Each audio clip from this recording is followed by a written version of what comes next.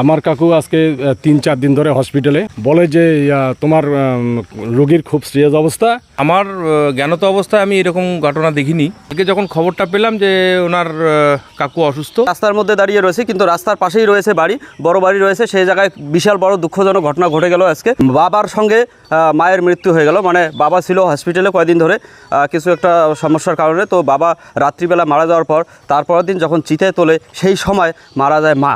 তো এই বাড়ির অবস্থা কি রয়েছে বুঝতেই পারতেছেন, কীরকম একটা দুঃখজনক। বড় ছেলের বিয়ে হয়ে গেছে, ছোট ছেলের এখনও বিয়ে হয়নি। তো সেই সময় সেই অবস্থায় যদি বাবা মা একসঙ্গে মারা যায় তাহলে পরিবারের কি অবস্থা হতে পারে আপনারা বুঝতেই পারতেছেন। তো সঙ্গে গ্রামবাসীরা রয়েছে, তাদের কাছ থেকে আমরা একটু ব্যাপারটি বুঝে নেব যে কিভাবে মারা গেল। তো দাদা, আপনার নামটা কি বলেন? কি বলবি? আপনার আমি বাবলু রায়। আপনার কি হয়? আমার কাকা হয়। আপনার কাকা হয়। তো বয়স কি রয়েছে আপনার কাকার? বয়স ধরো 58। 70 ইয়ার। আপনার কি হয়? আমার নিজের কাকু। আপনার নিজের কাকু? হ্যাঁ। আচ্ছা, আমি একমাত্র ভাইস্তা। হ্যাঁ, তো আপনার কাকু নিজের ভাইস্তা আর কি। আচ্ছা, আপনার কাকু হসপিটালে মারা যায়? আমার কাকু আজকে 3-4 দিন ধরে হসপিটালে আচ্ছা, আইসিতে ছিল। ওখানে ডাক্তার আবার বলছে রোগীর কন্ডিশন খুব খারাপ। পরে ওই আইসির মধ্যে ভেন্টিলেশনে দিয়েছে। দেওয়ার পর কালকে রাত্রি 1টার সময় আমাকে ফোন করে ওখান থেকে হসপিটাল থেকে, বলে যে তোমার রোগীর খুব সিরিয়াস অবস্থা, যদি কেউ দেখতে চাস আসো। হ্যাঁ, তখন আমি বললাম যে রাত্রি এখন 1টা বাজে, যাওয়া সম্ভব নয়। হ্যাঁ, আমরা কালকে সকাল 7টার দিকে যাচ্ছি। আবার 1 ঘন্টা পরে আমাকে ফোন করলো যে না, রোগী মারা গেছে, তোমরা 7টার মধ্যে আসো। হ্যাঁ, কটার ঘটনা? রাত্রি 2টা, রাত্রি 2টার সময় মারা গেছে। হ্যাঁ, তখন আমি বললাম ঠিক আছে, আমরা সকাল 7টার মধ্যে, 7টার মধ্যে যদি না আসো তো আমরা কিন্তু রুগীকে ইয়েতে দেবো, কি বলে, মর্গে দেবে। তাই আমি বলছি না, মর্গে দেন না, আমরা আসতেছি। আমরা সময় মতো পৌঁছেছি, রুগীকে নিয়ে আসি। নিয়ে আসা মানে ডেড বডিটাকে নিয়ে আসার পর আমরা জাস্ট গ্রামের মতে যেটা করতে লাগে সেই কাজ শুরু করলাম। করার পর এই অবস্থায় আমার কাকু যে সিরিয়াস ছিল তার থেকে বেশি ছিল আমার কাকিমা। কাকিমা শ্বাসকষ্টতে ভুগত, এবং শরীরে জলও ধরেছে। হ্যাঁ, কাকিমার ট্রিটমেন্ট হচ্ছে। এই অবস্থায় কাকিমা হঠাৎ করে কাকিমাও মারা যায় আজকেই। কাকুর শবদাহ শেষ নাই হতেই কাকিমাও মারা যায়। পরে গ্রামের প্রশাসন, গ্রামের যে পঞ্চায়েত সজল বসুনিয়া আছে এখানে, এই গ্রামের পঞ্চায়েত, উনি এখনও উপস্থিত আছেন। হ্যাঁ, ওই ইয়েতে কি বলে, যেখানে চিতার ওখানটায় উপস্থিত আছে পঞ্চায়েত সমিতির মেম্বার নরেন বর্মন, উনিও উপস্থিত আছেন। হ্যাঁ, এই শবদাহ চলছে। এতে আমরা খুবই, আপনার কাকুর চিতার কাজ সম্পূর্ণ নাই হতে না, শেষ হয়ে গেছে। শেষ হয়ে গেছে না, তখন অল্প একটু কাজ বাকি ছিল, অল্প কাজ। তারপরে তার আগে শেষের দিকে, প্রায় কাজ শেষের দিকে, তারপরে সেই সময় আপনার কাকিমাও মারা যায়।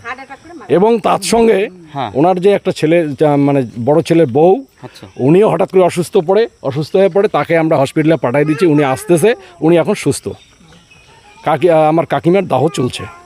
আচ্ছা, মানে আপনার কাকার বড় ছেলের বউ, তিনি এখন কোথায় আছেন? হসপিটালে নিয়ে গেছে, ওখান থেকে ছুটি দিয়ে দিয়েছে, উনি বাড়ি চলে আসছে কি বাড়ি আসে নাই, আসতেছে। মানে এখন ও অসুস্থ, শ্বশুর শাশুড়ি মারা যাওয়ার পর ও টেনশনে পড়ে যায় যে শ্বশুর শাশুড়ি একসঙ্গে একটা পরিবার থেকে দুজন মারা যাওয়া মানে একটা ইতিহাসের ব্যাপার। এটা তো এবং একই সময়ে বলা চলে, চিতার কাজ সম্পূর্ণ নাই হইতে এই সময় আরেকজন মারা যাওয়া, তো এটা একটা বিশাল বড়। তো দেখতে পারতেছেন কীরকম দুঃখের ছায়া পড়ে গেছে এক পরিবারে, যেখানতে একসঙ্গেই বলা চলে যে উনি কথা বললেন, জানতে পারছেন ওনার কাকার নামটা বলবেন একটু আপনার? সন্তোষ কুমার রায়। আচ্ছা, ওনার বড় ছেলের নাম? পীযূষ রায়। একসঙ্গে এক পরিবারে দুইটি মৃত্যু। তো এই মৃত্যু দেখে কিন্তু তার বড় বউ, মানে বড় ছেলের বউ, তিনি কিন্তু আবার অসুস্থ হয়ে পড়েন। তাকেও কিন্তু হসপিটালে নিয়ে যাওয়া হয়। এখন শোনা যাচ্ছে তিনি এখন পর্যন্ত সুস্থ রয়েছেন বলে জানা যাচ্ছে, এখনও বাড়িতে ফেরেননি। তো এই সঙ্গে আমরা কথা বলে নেব যে গ্রামের পঞ্চায়েত, রানিং পঞ্চায়েত এখানটায় রয়েছেন, তার সঙ্গে আমরা একটু জেনে নেব বিষয়টি। অবশ্যই আপনাকে গ্রামবাসী সবাই চায়। তো এই যে মর্মান্তিক ঘটনা একটা, তো মানে আপনি কি কোথাও এরকম দেখেছেন, বা আজকেই প্রথম জানলেন যে এরকম একসঙ্গে এক পরিবারে দুটো মৃত্যু, মানে একটা কীরকম ব্যাপার? হ্যাঁ, তো এই বিষয়ে আপনার কি বলার আছে? আমার যেটা অভিজ্ঞতা, আমার 40+ এজ, ঠিক আছে।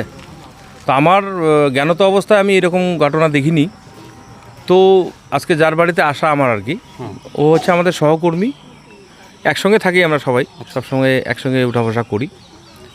তো কালকে যখন খবরটা পেলাম যে ওনার কাকু অসুস্থ এবং আজকে পরলোক গমন করলেন, তার সৎকার্য হচ্ছিল, আমরা সেটা স্বাভাবিক, একজন বয়স্ক লোক অসুস্থ হলে সে মারা যেতেই পারে, যেটা যেতেই পারে। বিধির যেটা নিয়ন্ত্রণ। কিন্তু পরক্ষণে যেটা শুনতে পেলাম আমার কলিগের কাছ থেকে, যে আমাকে কাকু বলে সম্বোধন করে যে কাকা এই এই ঘটনা ঘটে গেল, আমার কাকিমাও মারা গেলেন। ওনার টেনশনে হ্যাঁ, ওনারই আর কি আচ্ছা। সেই শোকের কারণেই হোক, হ্যাঁ, শোকের কারণে যেটাও উনি ওনাকে হয়তো সেটাকে কন্ট্রোল করতে পারলেন না। উনি মোটামুটি ওনার কাজটা সম্পূর্ণ না হওয়ার সঙ্গে সঙ্গেই উনিও পরলোক গমন করলেন। আচ্ছা।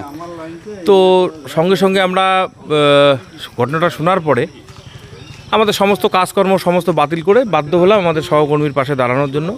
আমরা সবাই মিলে আসলাম। আমি জাস্ট সদ্য শ্মশান থেকে এখনই আসলাম, ওখানে অনেক লোকজন এখনও আছে। তো এটা একটা ঘটনা, মানে অলরেডি উনি সেটাকে চেক আপ দিতে পারলেন না, সহ্য করতে পারলেন না, সেই কারণে। কিন্তু সব থেকে আরও একটা মর্মান্তিক, যে এই কারণে যে আরও একজন বাড়ির যে একজন পুত্রবধূ আছে ওনার, বধূ রয়েছে। তিনি যে এমজিএন হসপিটালে আছে জানি না, ওনারও আমরা সুস্থতা কামনা করি। মানে এই দুইটা ঘটনার পরে আমার ওই মহিলার, আমার ওই পুত্রবধূর যাতে কোনো অসুবিধা না হয়, সে যেন সুস্থ থাকে, এটাই কামনা করছি আর কি। তো আপনি এই বিষয়ে মানে বাড়ি থেকে, এদের বাড়ি থেকে এটাই জানেন? হ্যাঁ হ্যাঁ, যে আমি অসুস্থর কারণে? ঘন্টা দুয়েক আগে এখানে আসছি। আচ্ছা। তারপরে সৎকার্যের সময় সবাই ওখানে যাওয়া হলো। ওই এখন আমি চিতার কাজ সম্পূর্ণ হয়ে গেছে প্রায় শেষের দিকে। প্রায় শেষের দিকে। তো এই গ্রামটার নাম কি রয়েছে? এটা হচ্ছে ব্রহ্মোত্তর কষালডাঙ্গা, ব্রহ্মত্ব কষালডাঙ্গা অঞ্চল, ফলিমারি জিপি, কুচবিহার 1 ব্লক, কুচবিহার জেলা। তো জানতে পারলেন এখানটায় মর্মান্তিক ঘটনা, একটা মানে বলা মুখ ফুটে যে কেউ বলতে পারবে কি বলবে, আর সবাই মর্মাহত, মানে এক পরিবার থেকে দুইটি বাবা মা একসঙ্গে যাওয়া একটা দুঃখজনক বিষয়। তো জোরদার খবর 742 থেকে আজকে এতটুকুই।